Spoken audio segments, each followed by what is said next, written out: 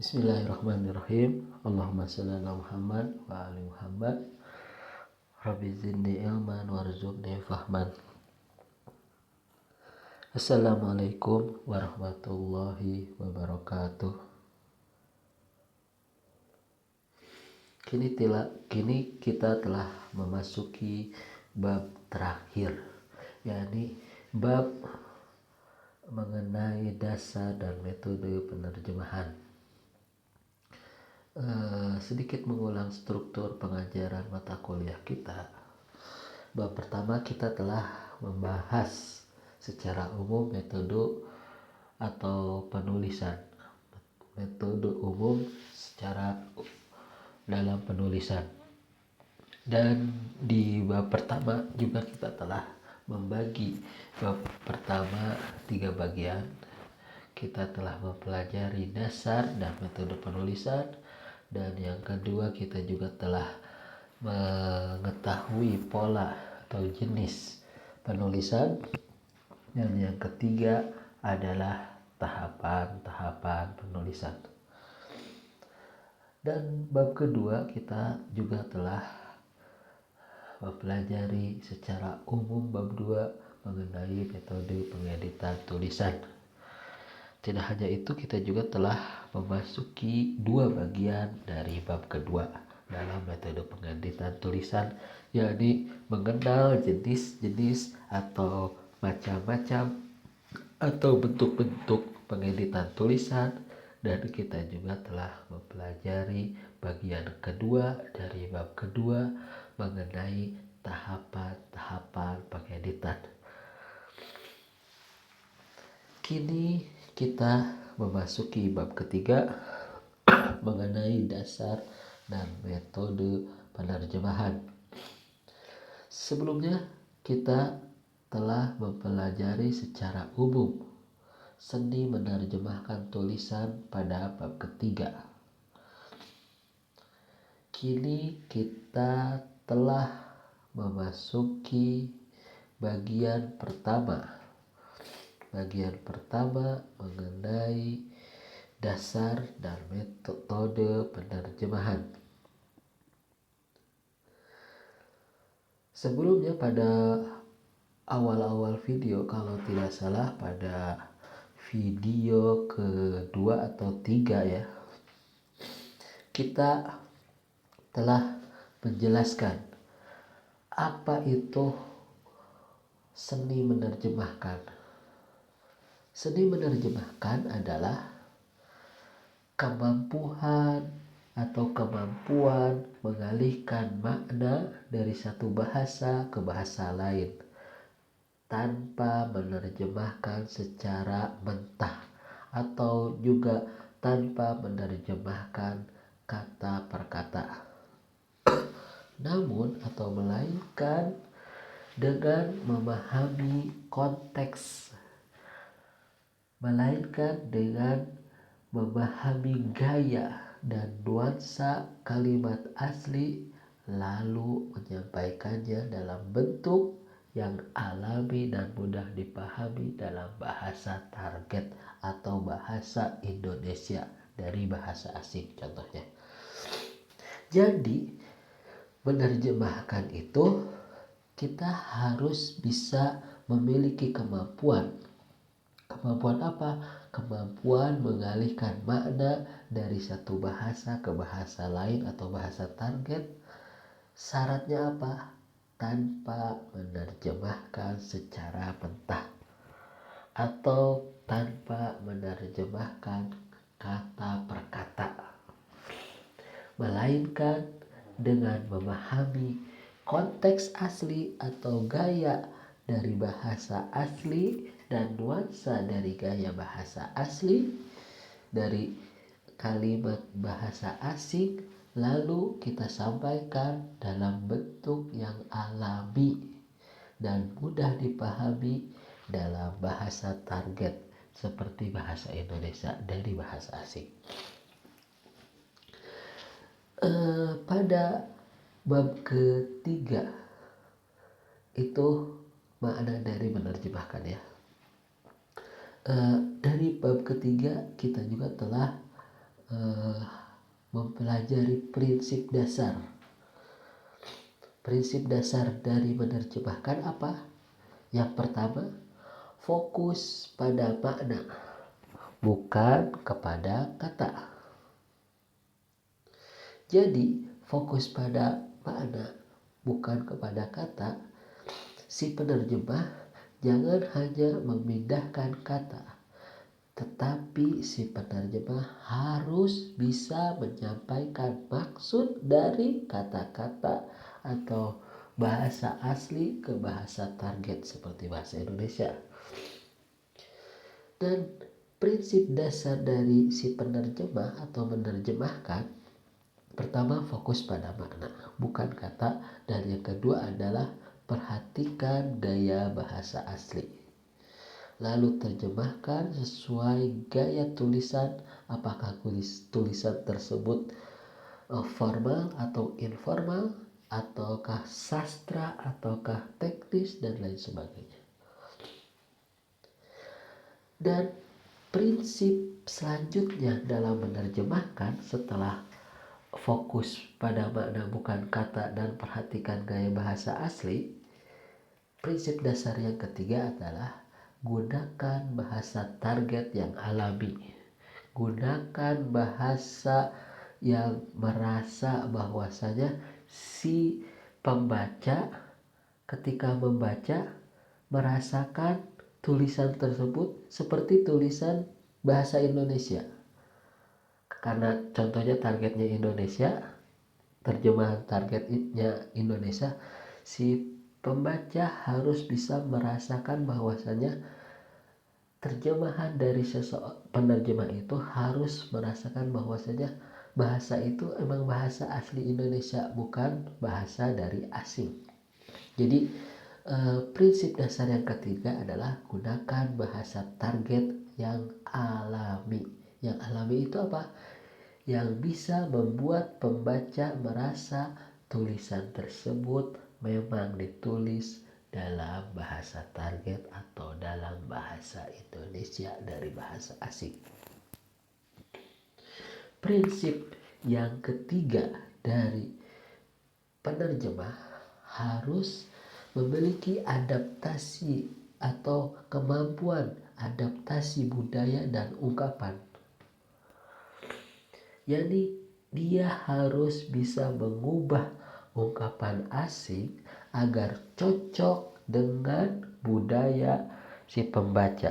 Jadi contoh yang sebelumnya kita pernah bahas, jika kita ingin menjadi seorang penerjemah bahasa Korea, kita harus bisa atau sering melihat film-film drama Korea agar ungkapan asing dari bahasa Korea itu kita bisa cocokkan dengan budaya kita, si penerjemah. Misalnya si penerjemahnya itu orang Indonesia ingin menerjemahkan bahasa Korea, jadi harus bisa beradaptasi budaya dan harus bisa mengungkapkan budaya asli asing ke budaya target.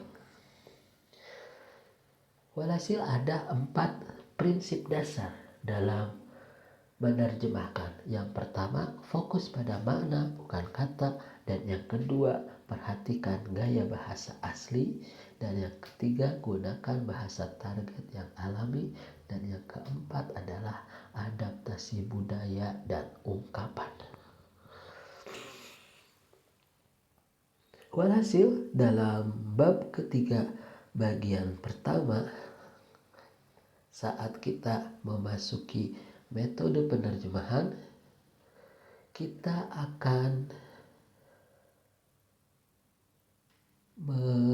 membagi 2 bagian pada bab 3 bagian pertama.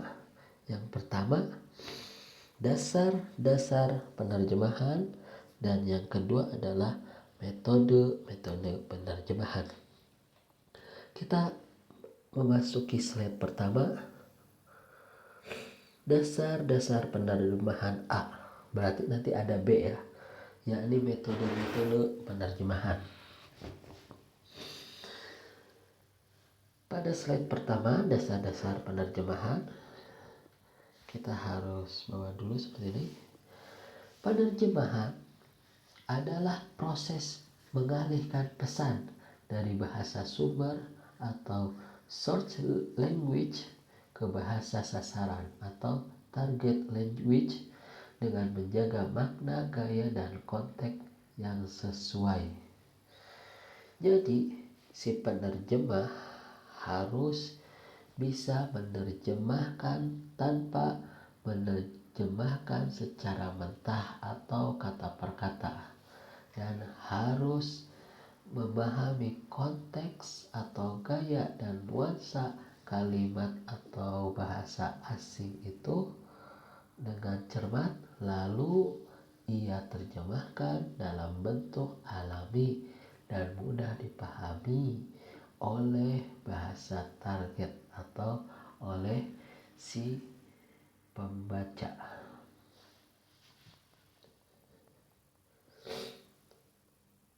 Pada bab 3 bagian 1 bagian A-nya, kita akan membawa dasar-dasar yang harus dikuasai. Dasar-dasar yang harus dikuasai ada 5 dasar yang harus dikuasai oleh si penerjemah.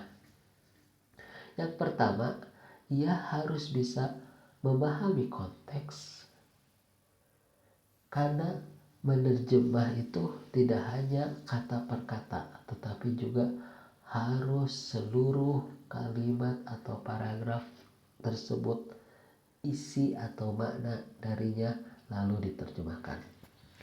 Dan yang kedua adalah penguasaan 2 bahasa. Ketika Anda sudah berkuasa atau menguasai 2 bahasa, maka ia harus bisa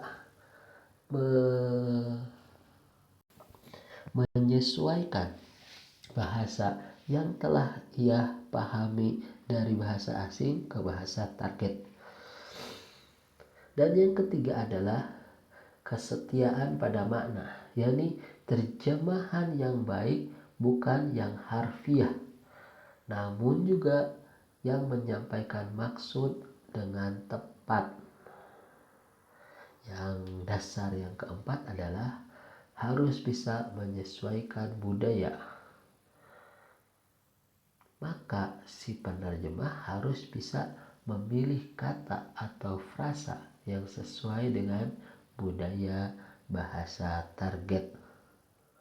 Dan yang terakhir dari dasar yang harus dikuasai si penerjemah adalah gaya dan ragam bahasa.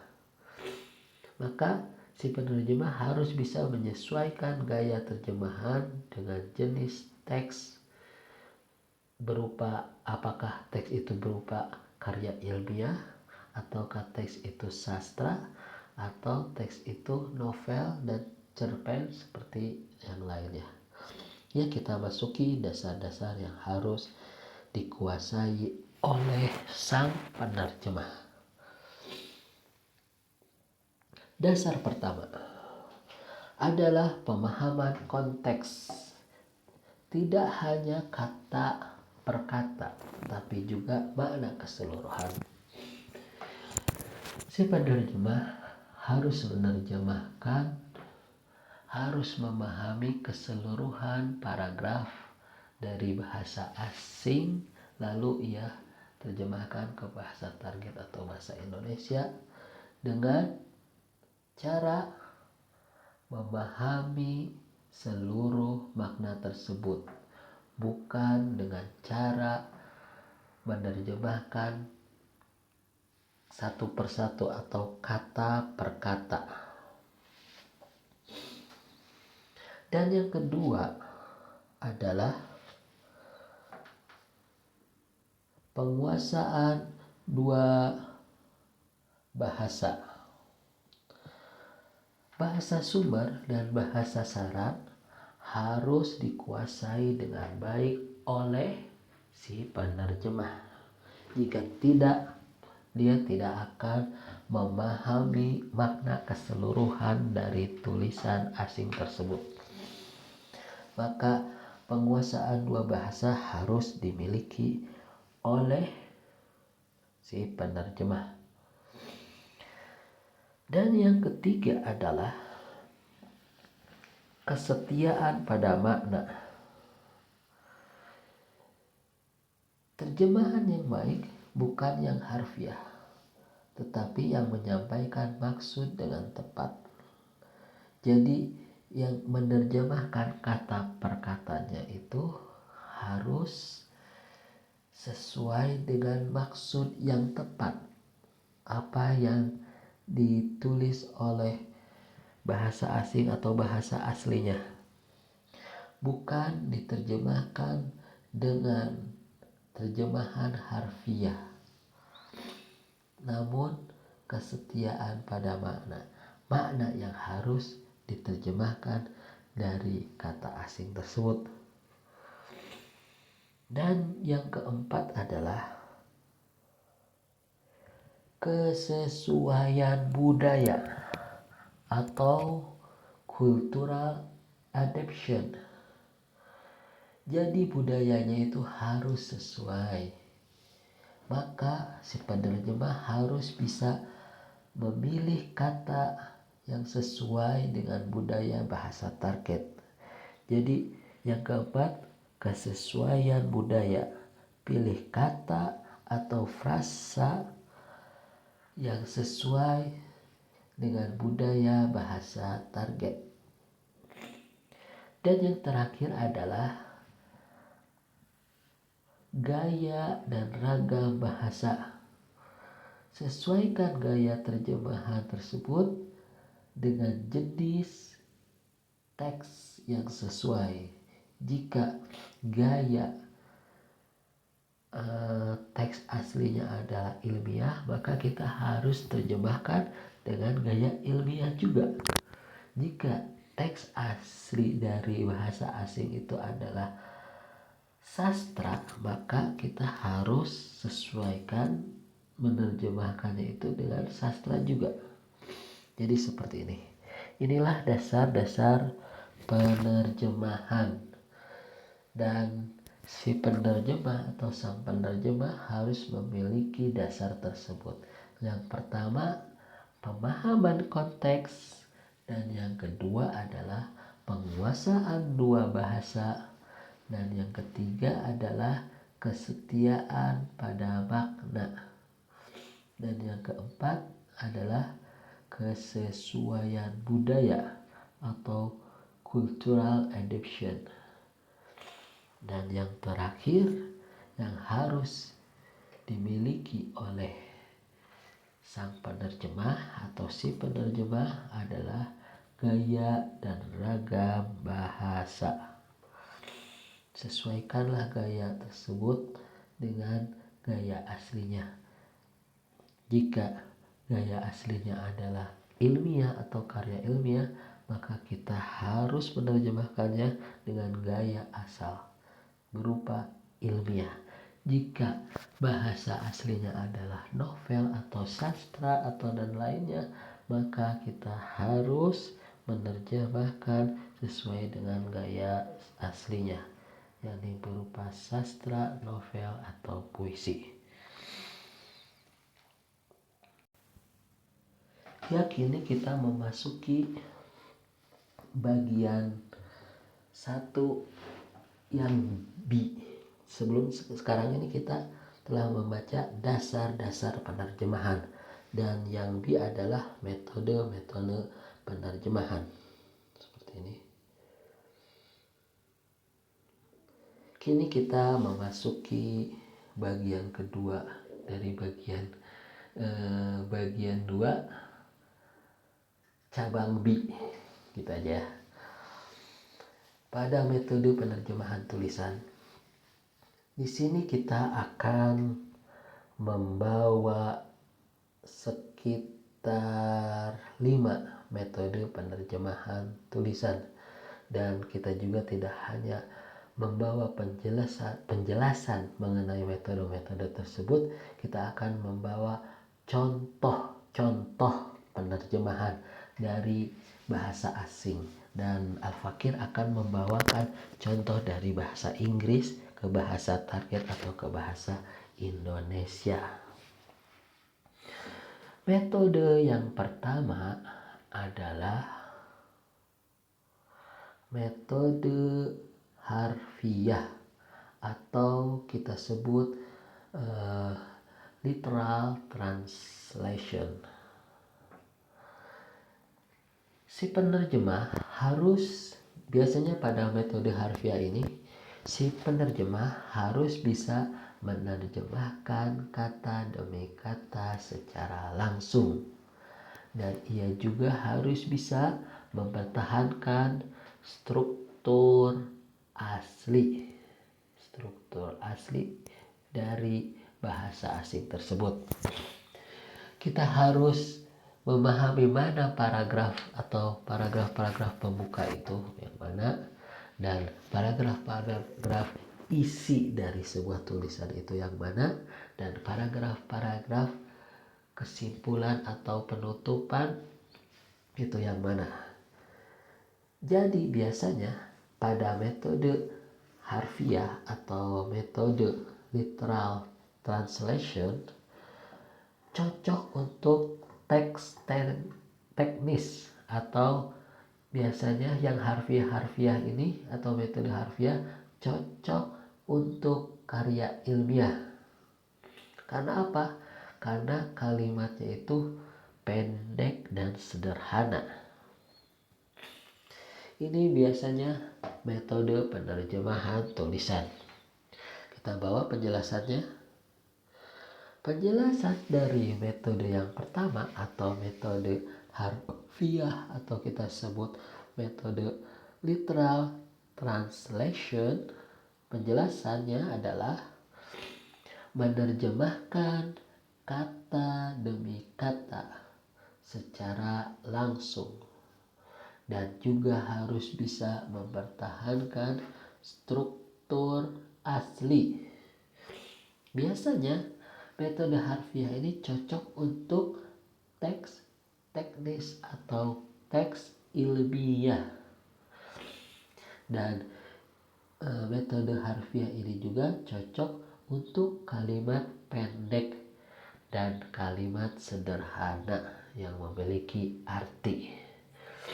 Kita bawakan contohnya seperti ini. Teks asli dari bahasa Inggris, "The sky is blue." Kita terjemahkan melalui metode harfiah atau literal translation. Langit adalah biru. Jadi kelebihan dari terjemahan literal translation adalah akurat secara struktur. Namun memiliki kekurangan dari metode literal translation atau metode harfiah. Kekurangannya apa pada contoh ini? Kekurangannya adalah kadang tidak alami dalam bahasa target. Kita terjemahkan literalnya, langit adalah biru. Jadi ini harfiah. Makanya metode harfiah ini cocok untuk teks teknis dan teks ilmiah, dan metode harfiah ini cocok untuk kalimat pendek dan kalimat sederhana seperti contoh yang Al-Fakir bawakan. Jadi jelas ya, teks asli dari bahasa Inggris "The sky is blue", ketika kita terjemahkan dengan metode harfiah, langit adalah biru, kelebihannya adalah apa? Akurat secara struktur. Namun memiliki kekurangan, yaitu kadang tidak alami dalam bahasa target. Langit adalah biru. Langit itu biru. Kini kita masuk metode penerjemahan tulisan yang kedua. Metode kedua adalah metode bebas atau kita sebut free translation. Biasanya penerjemah dalam metode bebas atau free translation ia harus bisa menerjemahkan dengan gaya bebas. Dan ia harus bisa menerjemahkan dengan fokus pada makna, bukan pada struktur. Ingat ya, metode bebas atau free translation, si penerjemah akan fokus pada makna, bukan struktur. Dan karena apa? Karena ia menerjemahkan dengan gaya bebas atau mode bebas. Biasanya apa? Biasanya dalam metode bebas atau free translation cocok untuk puisi, cocok untuk novel, cocok untuk sastra walhasil. Biasanya cocok pada dialog-dialog percakapan karena yang diterjemahkan itu terjemahan bebas. Fokusnya kepada makna, bukan seperti metode yang di atas, metode harfiah. Menerjemahkan kata demi kata secara langsung, bukan, melainkan fokus pada makna, bukan strukturnya. Kalau yang di atas harus sesuai dengan atau mempertahankan struktur asli. Sedangkan yang kedua itu bukan mempertahankan struktur asli, melainkan ambil makna dari kata tersebut. Oleh karena itu, metode bebas dalam penerjemahan cocok pada puisi. Jadi jangan plek sama harfiah. Cocok pada sastra atau novel atau juga dialog percakapan. Dan metode bebas atau free translation juga cocok untuk teks yang membutuhkan ekspresi alami. Jadi ketika ingin mengekspresikan ekspresi alami, maka metode bebas ini cocok digunakan oleh penerjemah. Ya, kita bawa penjelasannya seperti ini. Penjelasan dari metode bebas atau free translation adalah menerjemahkan dengan bebas, fokus pada makna, bukan struktur. Kita bandingkan dengan metode harfiah. Kalau metode harfiah menerjemahkan kata demi kata secara langsung, sedangkan metode bebas menerjemahkan dengan bebas. Metode bebas ditambah fokus pada makna, bukan kepada struktur. Sedangkan metode harfiah fokus pada mempertahankan struktur asli, bukan makna. Oleh karena itu, metode bebas cocok untuk puisi, dialog percakapan, dan teks yang membutuhkan ekspresi alami. Bukan seperti metode harfiah, karena metode harfiah cocok pada teks ilmiah, teks teknis, dan cocok untuk kalimat pendek dan sederhana. Kita akan bawakan contohnya seperti ini. Teks asli dari bahasa Inggris ya. He kicked the bucket.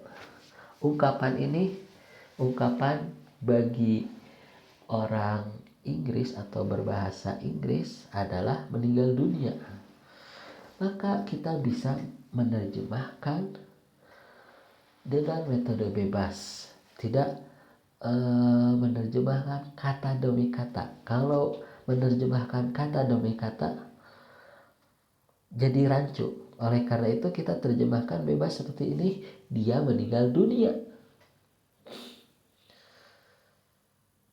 Jadi kelebihan dari metode bebas adalah lebih alami dan mudah dipahami.